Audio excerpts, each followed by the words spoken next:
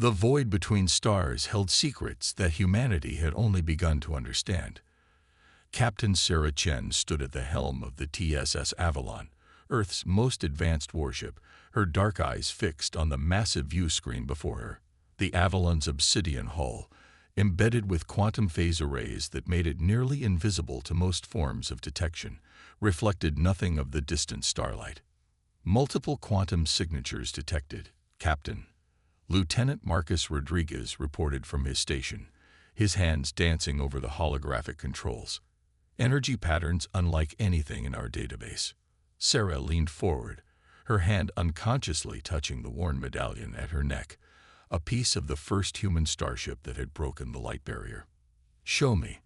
The main display shifted, revealing a scene that made even the veteran crew pause. A massive firefight raged across an entire star system.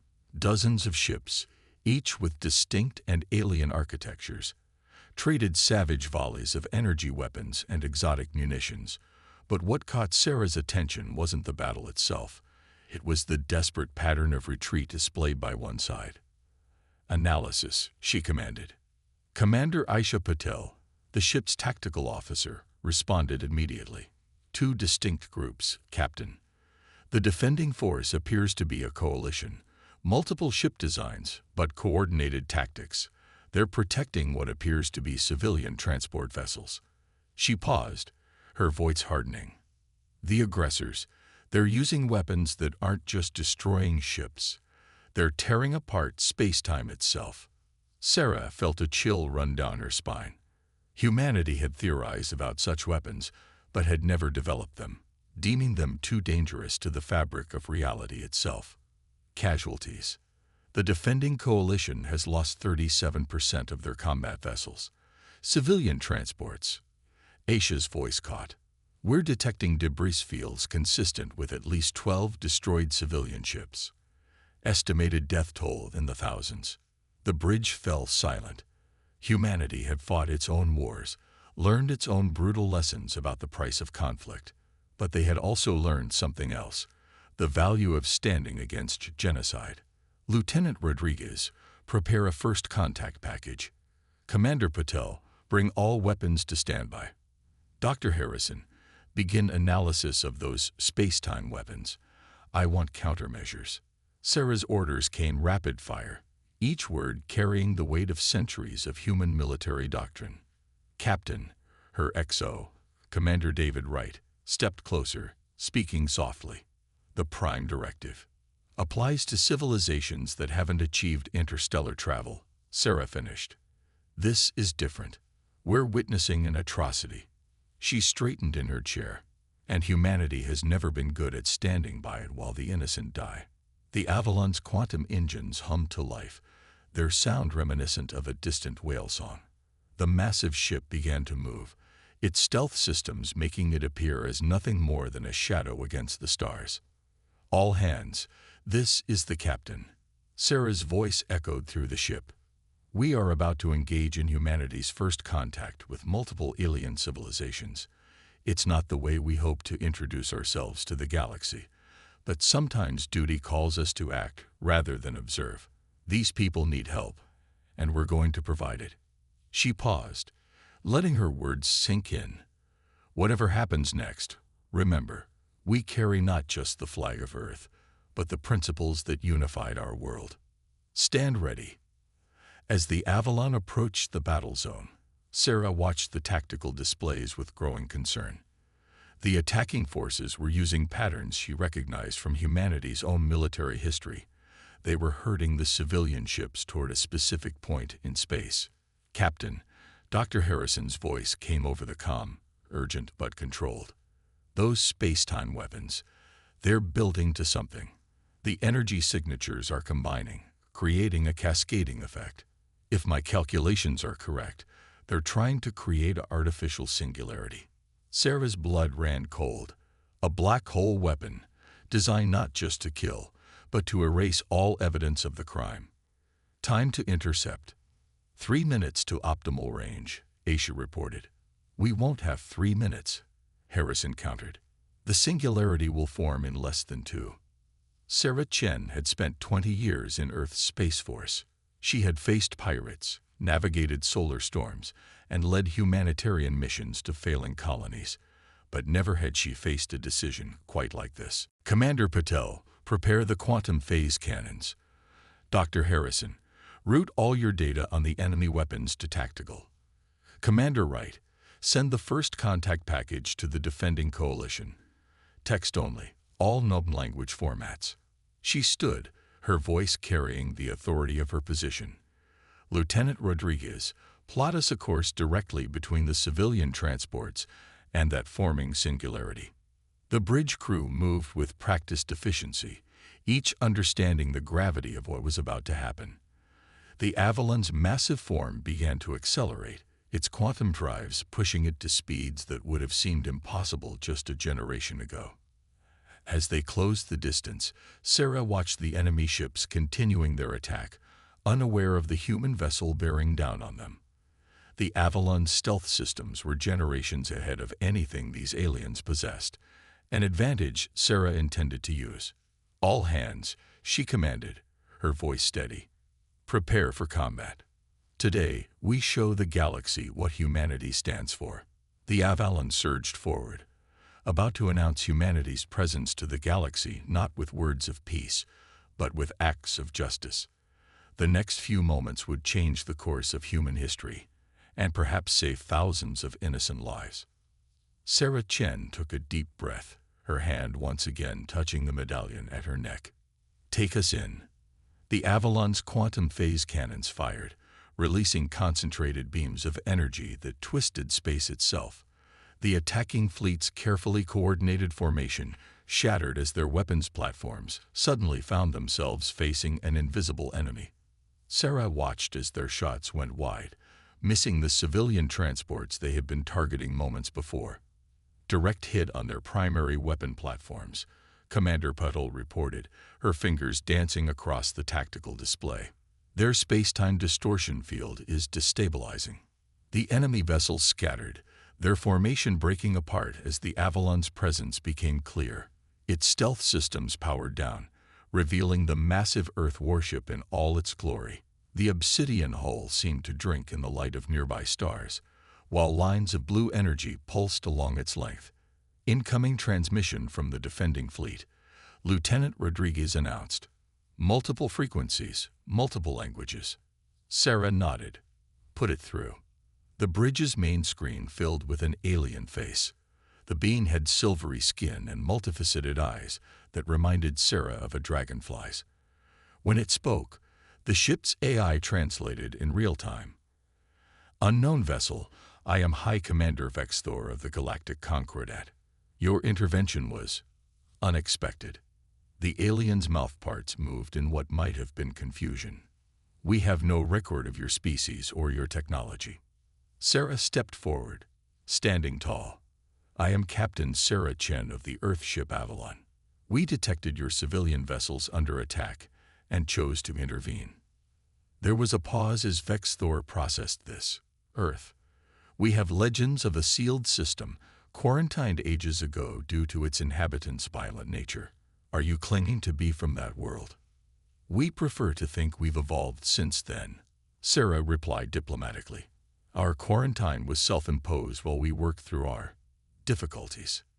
A new voice cut in, and another alien appeared on screen. This one had crystalline features that caught the light. High Commander, the enemy fleet is regrouping.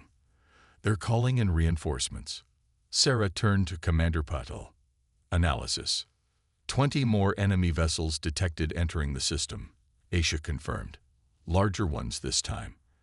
They're carrying the same space-time weapons, but the energy signatures are more powerful. Vexthor's faceted eyes shifted rapidly. Captain Chen, while we appreciate your assistance, you should withdraw. The Nexus Dominion's forces will show no mercy. They've already destroyed 3 star systems in their expansion. The Avalon was built to protect. Sarah replied firmly. We're not going anywhere. Commander Wright, send them our tactical data on their weapons. Show them we can help. As the data transferred, The alien commander's expressions changed from skepticism to astonishment. The crystalline being spoke first. "This is impossible. You've decoded the principles behind their quantum weaponry in minutes. Our best scientists have been studying it for months." "Humanity has always had a talent for understanding weapons," Sarah said. "But we've learned it's not enough to just understand them. You have to know when to use them, and more importantly, when not to." The enemy fleet was now visible on the main screen, their ships arranged in an attack formation that seemed to fold space around itself. The civilian transports, still under escort from the Concordat's remaining vessels, continued their desperate flight. "Captain," Dr. Harrison's voice came over the comm. "I've analyzed their formation. They're not just trying to create a singularity anymore. They're attempting to tear open a hole in space-time itself. If they succeed, it could destroy this entire sector." Sarah's jaw tightened. This wasn't just about saving a few ships anymore. This was about preventing a catastrophe that could claim billions of lives. "High Commander Vex Thor," she called out, "my science officer has detected their plan. We need to coordinate our defense. The Avalon has technologies that can counter their weapons, but we'll need your fleet's help to get close enough." The alien commander was silent for a long moment. "You offer this freely, even after learning of our past judgment of your species." "The past is the past," Sarah replied. "Right now, there are innocent lives at stake. Earth learned long ago that the strongest shields are built not from metal or energy, but from cooperation." A series of rapid clicks came from Vex Thor's direction, what the translation software identified as their version of a laugh. Perhaps the legends of humanity's nature were incomplete. "Very well, Captain Chen. The Concordat fleet is at your disposal." The next hour was a flurry of activity as the Avalon's crew worked with their new allies, sharing tactical data and coordinating defense strategies. Sarah watched as human ingenuity merged with alien technology, creating something greater than either could achieve alone. "Enemy fleet entering firing range," Commander Patel announced. "Their weapons are powered up to maximum." Sarah stood at the center of her bridge, her hand once again finding the medallion at her neck. The weight of the moment pressed down on her. Humanity's first major battle alongside alien allies, defending civilization itself against those who would tear reality apart. "All ships," she broadcast to both the Avalon and the Concordat fleet, "take your positions. Remember, we're not just fighting for ourselves today. We're fighting for everyone who calls this galaxy home." The enemy vessels opened fire, their weapons creating distortions in space that bent light itself. But this time, they faced a united front, human innovation combined with alien determination. The battle for the future of the galaxy was about to begin. Space twisted and burned as the Nexus Dominion's weapons tore into the fabric of reality itself. The combined fleet of the Avalon and the Concordat moved in perfect synchronization, their ships weaving through the deadly storm of energy. Captain Chen's strategy was working, but barely. "Shield status," Sarah commanded, gripping her chair as another wave of distortions washed over the ship. "Quantum barriers holding at 60%, Commander Wright reported. "The Concordat ships are following our emission patterns exactly." "It's working, Captain. Their weapons can't lock onto us properly." The Avalon's revolutionary shield technology, based on quantum entanglement principles, was proving to be the key to survival. By sharing this technology with their new allies, they had transformed the entire fleet into a nearly impossible target for the Dominion's reality-warping weapons. Multiple impacts on Concordat vessel Starweaver, Lieutenant Rodriguez called out. "They're losing containment on their drive core." Sarah's mind raced through options. The Starweaver was carrying hundreds of crew members, and its position was crucial to their defensive formation. "Commander Patel, target their attackers." "Dr. Harrison, can we extend our quantum field?" "Not without compromising our own shields," Harrison replied. "But Captain, there might be another way. The Dominion's weapons work by creating micro-tears in spacetime. If we could reverse the polarity of our quantum field, we could turn their own weapons against them." Sarah finished. Do it. The Avalon's engines pulsed with new energy as Harrison's modifications took effect. The next blast from the Dominion fleet hit their shields and rebounded, the space-time distortion reflecting back toward its source. Two enemy ships vanished in a flash of twisted light. By the first star, High Commander Vexthor's voice came over the comm. How did you? Simple physics, Sarah replied, allowing herself a small smile. Sometimes the best defense is using an enemy's strength against them.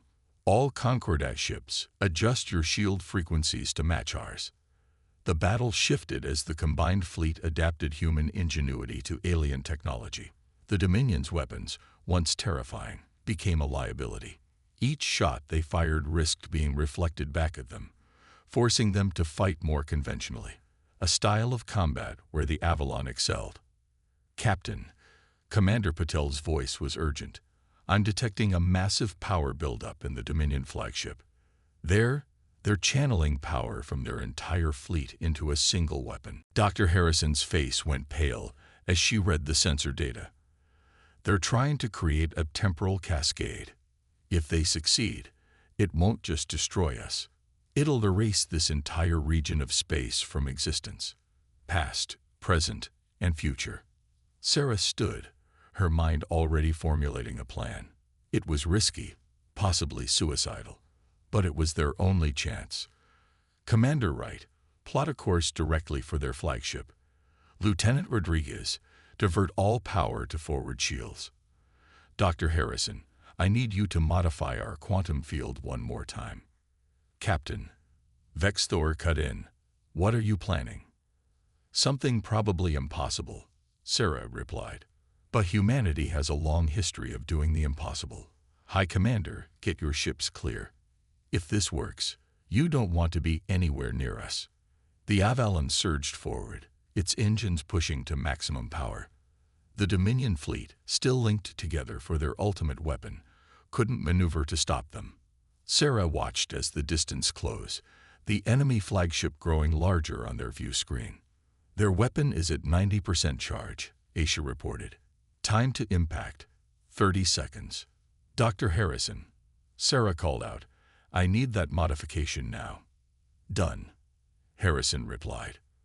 But Captain, this is untested. The quantum field was never designed to. Sometimes we have to trust our theories, Sarah cut in. All hands, brace for impact. This is going to get interesting. The Avalon's quantum field began to pulse with impossible colors as Harrison's modifications took effect. They were attempting something that violated several laws of physics. But then, the enemy's weapon shouldn't have been possible either. Impact in 10 seconds. Aisha counted down. 9, 8. Sarah touched her medallion one last time. Remember, she broadcast to her crew, whatever happens next, we prove that humanity deserves its place among the stars. 3, 2, 1. The Avalon collided with the Dominion's temporal weapon just as it fired. For a moment, reality itself seemed to hold its breath. The ship's modified quantum field interacted with the temporal cascade, creating a phenomenon that had never been seen before in the history of the galaxy. Time and space twisted around them. The laws of physics struggling to reconcile the impossible energies being released. Sarah felt like she was everywhere and nowhere at once, existing in all moments of time simultaneously. Then, with a flash that temporarily blinded every sensor in the system, everything snapped back to normal.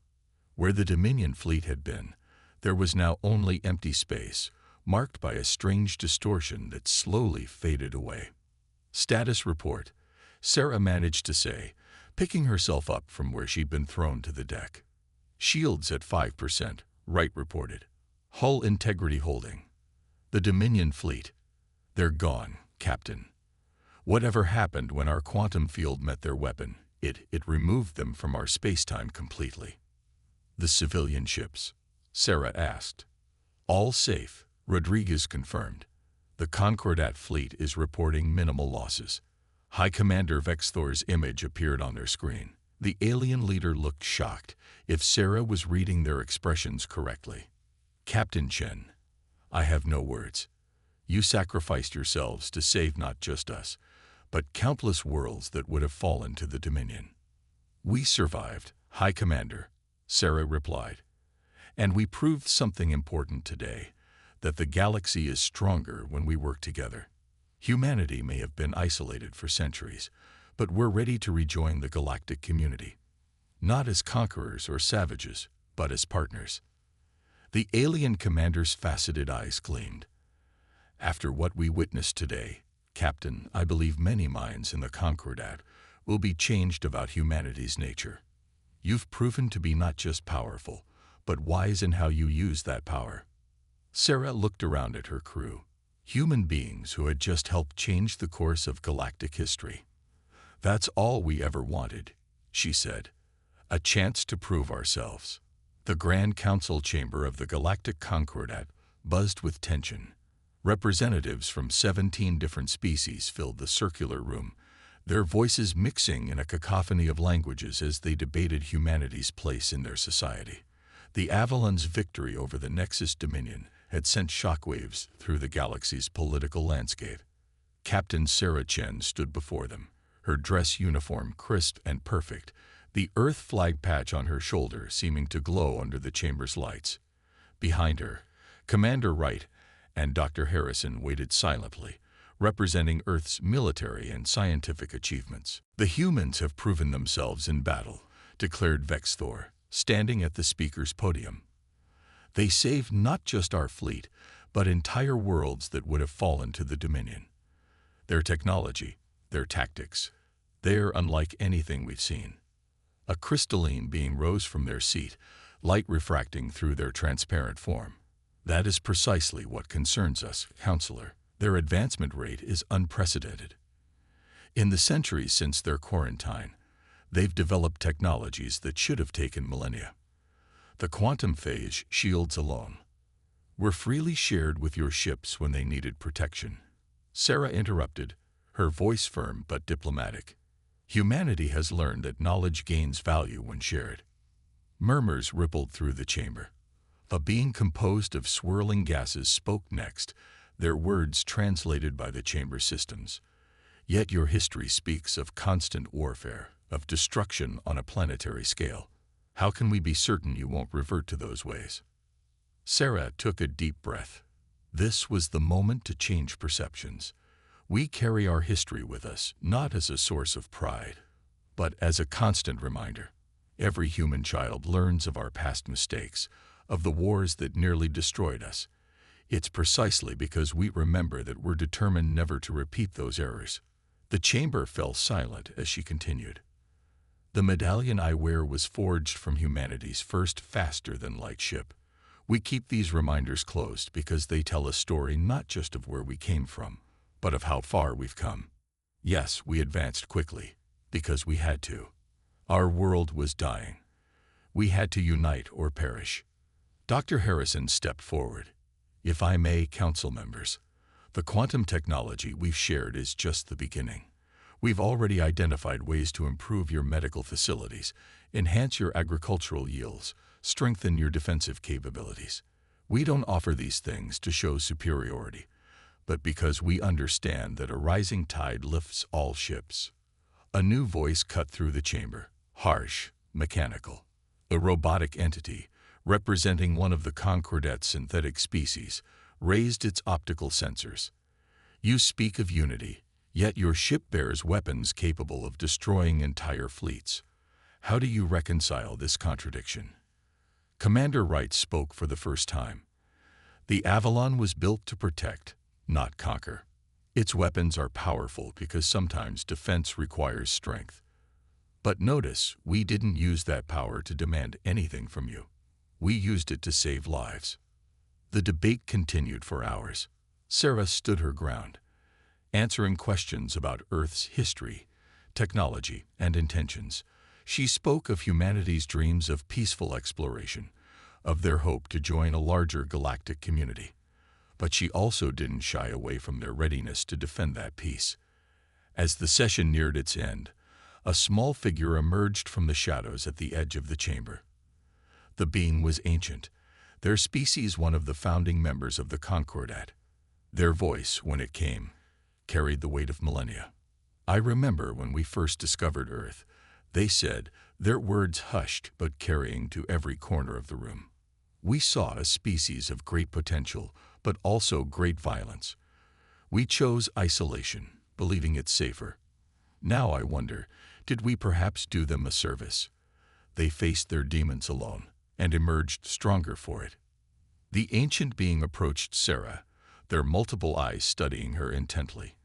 Tell me, Captain Chen, what does humanity want from the Concordat? Sarah met their gaze steadily. A chance, not to rule, not to dominate, but to contribute. Earth has learned that true strength comes not from standing alone, but from standing together. We want to be part of something greater than ourselves. The being turned to address the chamber. I have lived long enough to see empires rise and fall. I have seen species destroy themselves with their own power. But I have never seen a race face its own darkness and emerge with such hope. They raised their arms. I move that we accept humanity's petition for membership in the Concordat. The chamber erupted in discussion. Arguments flew back and forth, some supporting immediate acceptance, others calling for probationary periods or restrictions. Through it all, Sarah stood tall, her presence a testament to humanity's determination. Finally, Vexthor called for order. The council will vote. But first, Captain Chen, do you have any final words? Sarah looked around the chamber, meeting the eyes, optical sensors, and sensory organs of each species represented. Only this: humanity doesn't ask you to forget our past. We ask you to believe in our future. We've learned that the greatest adventures, the most important discoveries, come not from conquest, but from cooperation. We're ready to prove that, one day at a time. The voting began, each representative registering their choice. As the results started to appear on the chamber's main display, Sarah felt the weight of history on her shoulders. This moment would determine not just humanity's future, but perhaps the future of the galaxy itself. 1 year after humanity's admission to the Galactic Concordat, the TSS Adelon drifted in high orbit above a world that had once been deemed uninhabitable.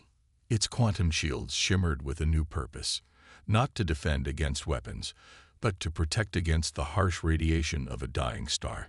Captain Sarah Chen stood on the observation deck, watching the shuttles from 17 different species work together on the surface below. What had once been a barren wasteland was slowly transforming into a habitable world, thanks to the combined efforts of the Concordat's greatest minds.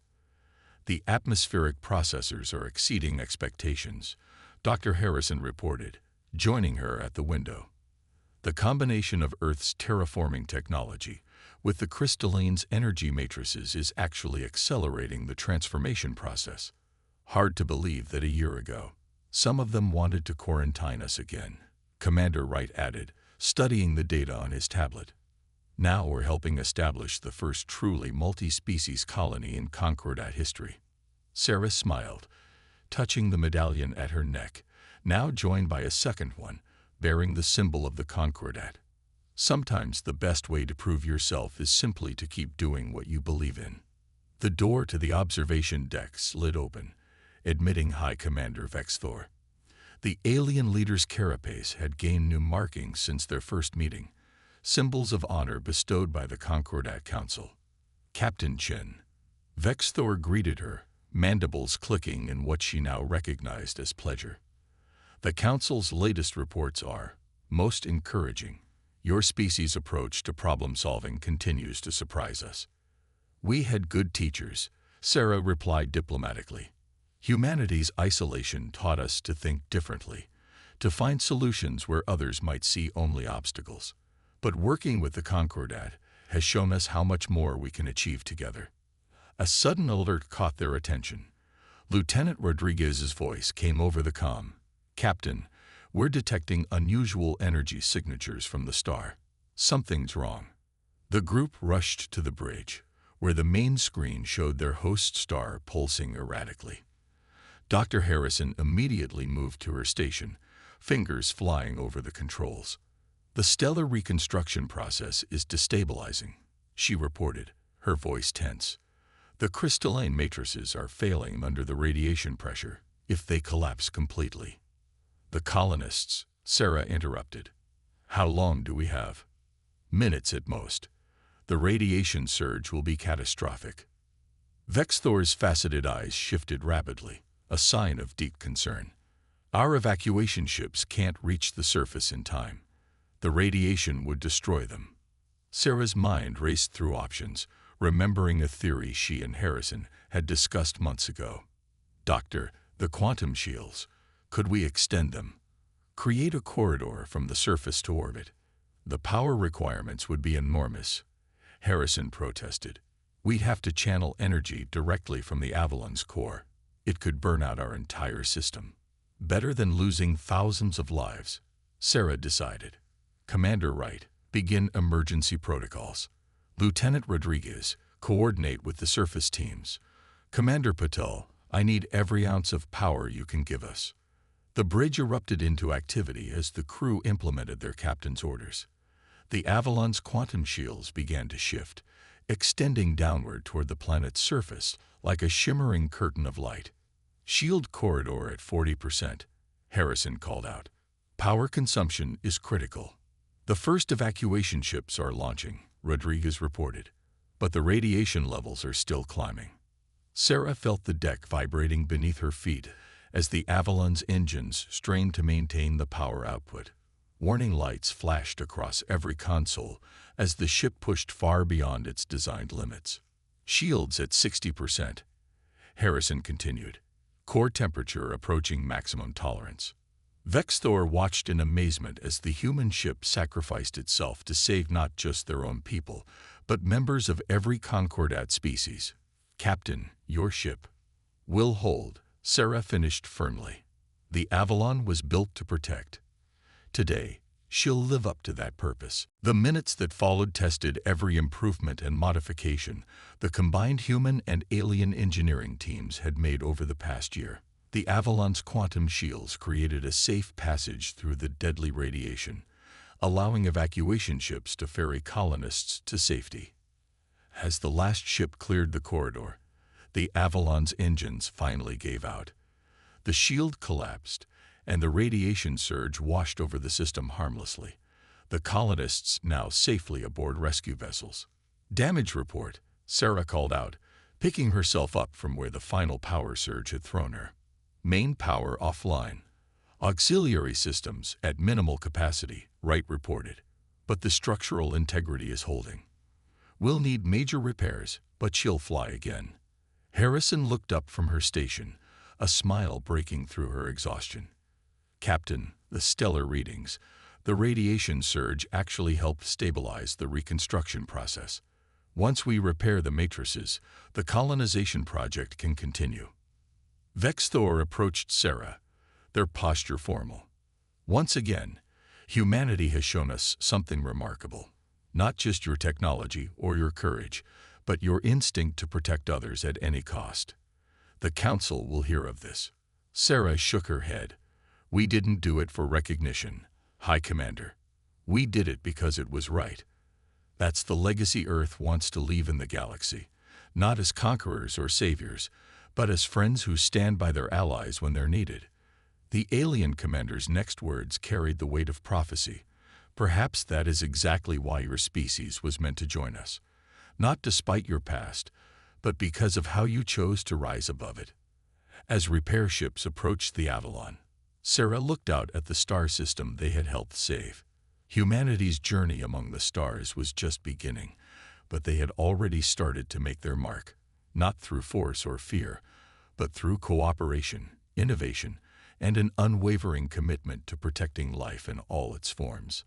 The legacy of Earth would not be written in the scars of battle, but in the worlds they helped build, the lives they helped save, and the bridges they forged between species that had once seen each other only as strangers.